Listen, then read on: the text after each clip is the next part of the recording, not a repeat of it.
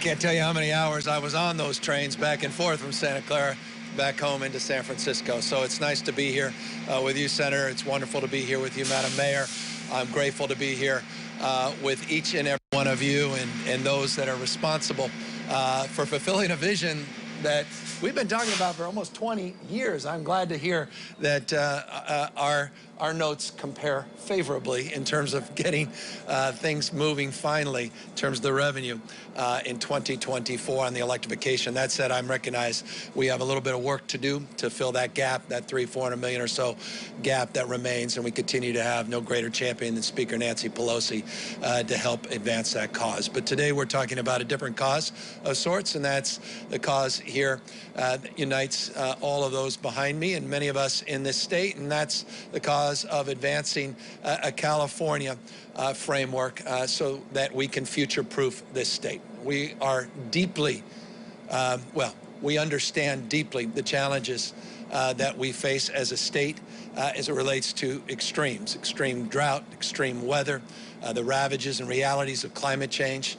And so much of this transportation focus, as the Senator laid out, is framed in the context of resiliency, is framed in the context of our climate agenda. There is an integration, an intentionality in this year's budget to focus on bringing together issues related to climate, health, economic development, workforce development, and no greater place to connect those dots than the areas of infrastructure and notably transportation. As was noted, this year we have submitted to the legislature for consideration $9.1 billion additional resources in a new transit package. As was noted by the Senator, one of the most interesting and significant components of that is the commitment we're making over a 2-year period, $10 billion. $10 billion investment in zero-emission vehicles. I want to put that in perspective. With pride, we're the beneficiary of what is estimated to be $384 million. $384 million over 5 years from the federal infrastructure package for zero-emission vehicles. $384 million, we're grateful. That's a record amount of money coming from the federal government for zero-emission vehicles.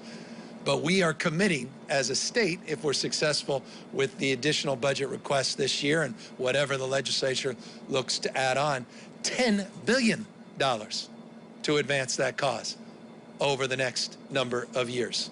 So there is no state in America that comes close to a commitment of radically changing our system of transportation by cleaning and greening it, particularly as it relates to incentives across the spectrum and the capacity now through grant programs, matching and otherwise, to begin the process that we have long been advancing around converting our drayage trucks, converting our diesel trucks, converting passenger vehicles, continuing to incentivize for low-income purchases those same vehicles through our Clean Cars for All program, the commitment to do the same for our public education system writ large, but particularly for school buses. And so this package includes not only the passenger trucks, heavy and medium-sized trucks, but also includes the infrastructure that can power that transition.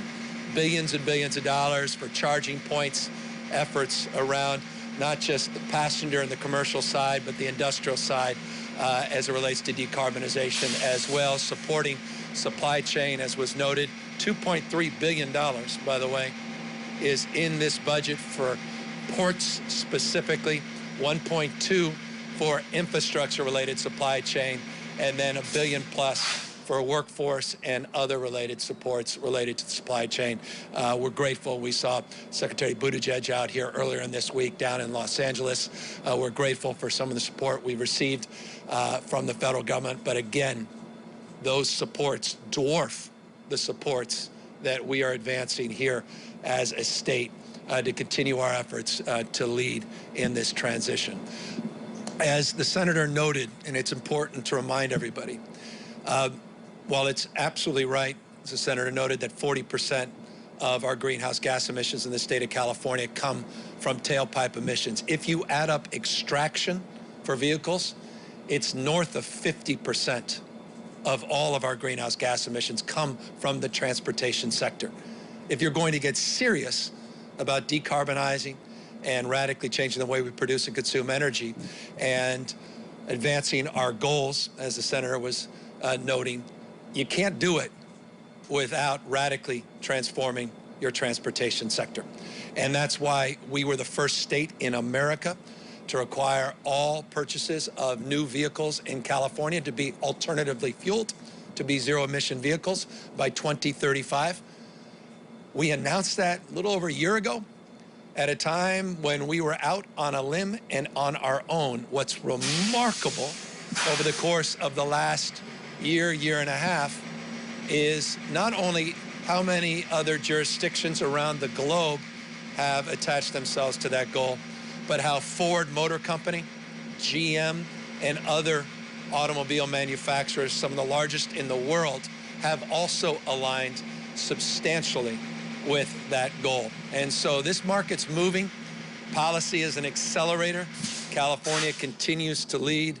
We're not playing in the margins, and we are taking our efforts to a whole new level if we're successful, and I'm confident we will be with this budget proposal and all of the additional nuances and adjustments that will be made during the legislative process, which I look forward to over the course of now and the May revise, and ultimately as we advance this budget more formally mid-year. So that's the foundational principle that brings us here, to focus on transportation, to focus on infrastructure, to focus on historic investments. But I'd be remiss if I didn't mention just two other things. But first, I do want to acknowledge that the federal government, in addition to the money that is forthcoming on electric vehicles, is providing more broadly in our transportation sector some $40 billion for this state over the next 5 years across a spectrum of supports. $25.3 billion specifically just for highways,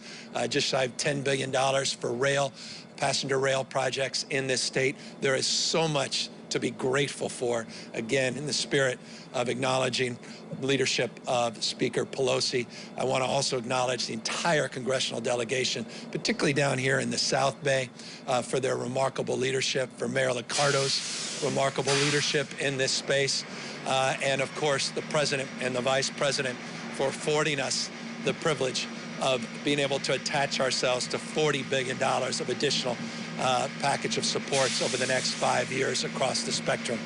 It has been said often, and it is absolutely true, there are parts of the state where there are potholes that are old enough to qualify for Medicare. The issue around deferred maintenance, the issue around lack of capital investments is self-evident to anyone that lives in this state or visits the state.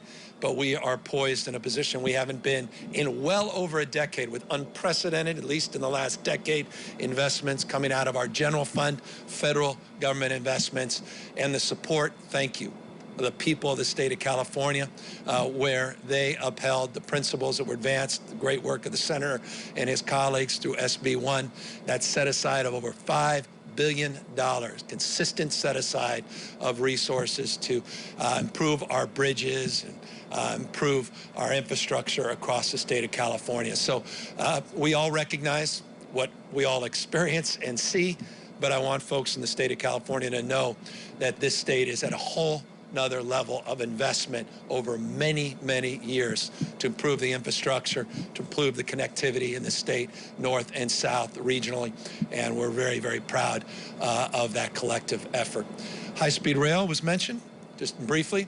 $4.2 billion is being requested of the legislature to finish the job, to get that first phase done between three dynamic cities in the state of California, three cities that we should spend more time learning about and visiting and connecting to. And a big part of our broader strategy is to connect the Central Valley, Central Coast, Northern California, Southern California, the entire state of California. As we roar, these engines roar, California's strength is when we look to each other, support each other, and we advance our collective efforts together.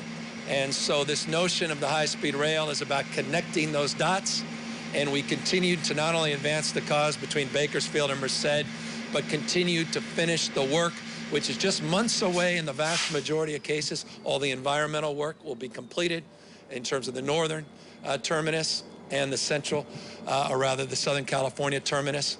Just in the next few months, a lot of the environmental review work will be specifically done down to Palmdale, parts of Burbank and LA, and of course the work up here, San Jose, down or up north to San Francisco. So progress is being made there, and I'll just remind you, there's an additional, and if I've lost you, it's because you're paying attention. If I haven't lost you, you've not paid attention.